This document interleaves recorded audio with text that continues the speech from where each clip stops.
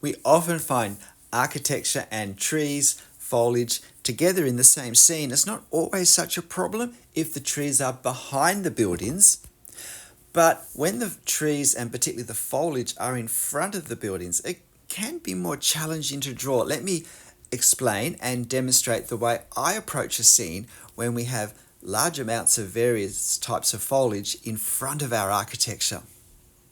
And yet the architecture is still the main subject. The first thing I do is to focus on some part of the architecture that I can start the drawing with and establish the scale where it doesn't overlap with any of the foliage, so that I don't have to think of the foliage at this point. I can just work on the architecture. So in this, for Australia, fairly old church on the outskirts of Sydney, this side entrance, this side porch is a good place to start, well away from all the foliage. And basically I intend to draw the porch and then the wall section that's behind it.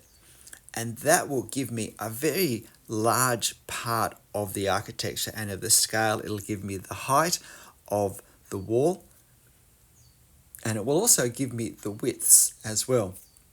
And it will help me therefore be able to fairly accurately establish, well, for the tree on the left-hand side, how much of the paper I want the tree canopy to take up.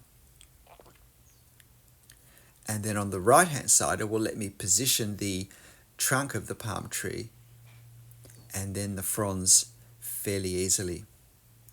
One of the challenges when the tree is in front, which obviously indicates that the tree is closer, is to give a sense that the tree is closer, that the building is further away, and therefore to create a sense of depth, but not have it all just flatten out and look too busy. Now, you'll see what I've done here with this tree on the left, the foliage on the left.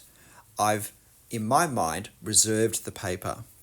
So while I'm not about to start drawing the tree, my architecture has got close enough to the part of the paper that the tree will be on that I need to slow down and just make sure that I don't extend my architecture marks into the space that I want the tree to occupy. Because what I don't want is basically the foliage lines and marks just being drawn over the top of the architecture ones. I feel like this always looks unsatisfactory. It never creates a real feel, a real look, or look of realism. So I want to be able to pull back my architecture lines just as they touch the tree canopy marks or slightly before. A combination of the two, I think, works best. So that's what I'll be trying to do here. So having established the reservation of the paper, I now work on the architecture going in the other direction so that I can then do the same thing for the palm tree, which is a little more complicated, a little less straightforward, because unlike the foliage of the leaves, the foliage of the palm being large, I need to indicate them more individually. Now, I won't say precisely because I don't intend to particularly try and copy every frond that's in the reference in the same way, but I want to capture the effect, and I particularly want to capture the way the fronds hang. Now, I've worked out where the trunk is going to go.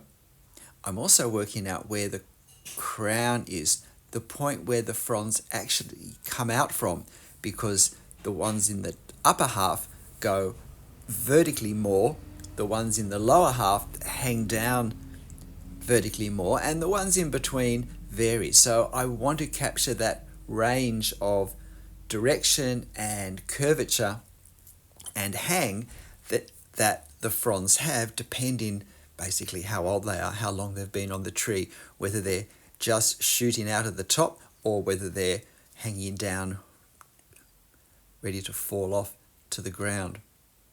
So I need to get all the fronds in place that are in front of any architecture I need to draw of the tower before I start drawing the tower, because it will be too late afterwards. And so you'll see I'm developing my marks for this tree on the right hand side a whole lot more than I did for the left hand side because I need to. But otherwise it's the same principle. I have my architecture lines, once I've got these palm fronds in place, move up behind and allowing slight gaps between where these lines actually disappear behind the foliage in the reference. With this tower, it's even more important that the architecture feels like it's further back, further away, because the tower is actually the furthest architecture of the church, whereas what we see on the left-hand side is actually considerably closer to us as the viewer. So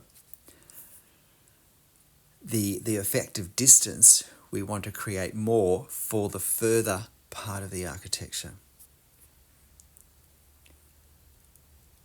So here you can see what I'm doing. Now you'll notice that I haven't tried to exactly line up the architecture with the fronds. So basically I draw the architecture behind the fronds I've drawn, and whatever part of the architecture is hidden, I don't draw. It's not necessarily the same bits of the architecture as in the reference that are behind the fronds. I just make it so it looks consistent and hopefully realistic in my drawing. And I simplify the details of the architecture that sit behind the fronds too, because detail draws the eye, and we don't see the same detail when things are further away, and we also don't see the same detail when things are in front, because we tend to focus on what's in front, not what's behind, even if what's in front is more simple in its form. So I am also simplifying somewhat, both in actual detail and also in value. I'm lightening the value of what's behind as well, so that the palm fronds can feel like they're closer. And just leaving that slight gap, creating that halo effect I talked about earlier. Notice I do some sort of crisscross curved lines here, and what I'm trying to do is to capture the shape, the feel of the, I don't know the word, but the scarring left on the tree when the fronds fall off, which are kind of these curved diamond shapes. While I don't want to get bogged down trying to draw those precisely, I do want to create the visual effect of that sort of curved diamond shaped imprint that's left when the fronds fall off. And I find that this is a fairly quick way to do that. Notice too, I haven't drawn heavy lines down each side of the palm tree. I don't finish the trunk for another couple of minutes, so I'll just talk about that when I actually do it. But now that I've got the architecture established and that I've got the palm tree fairly blocked out, I want to work on the left-hand side and bring it up to the same level of completion. So getting the architecture done, and now I do the foliage. So I'm really working on the values.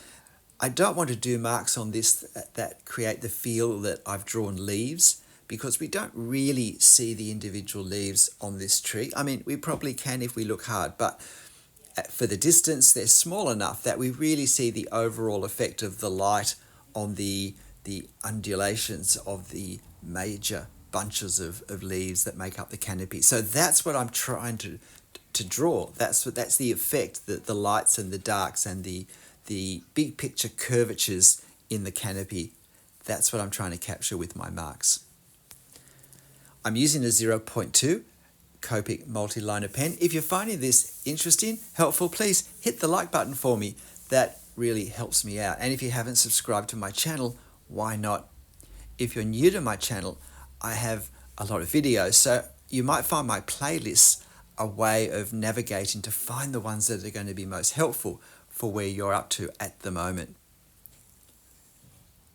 One of my most popular playlists is the one on trees and all things foliage.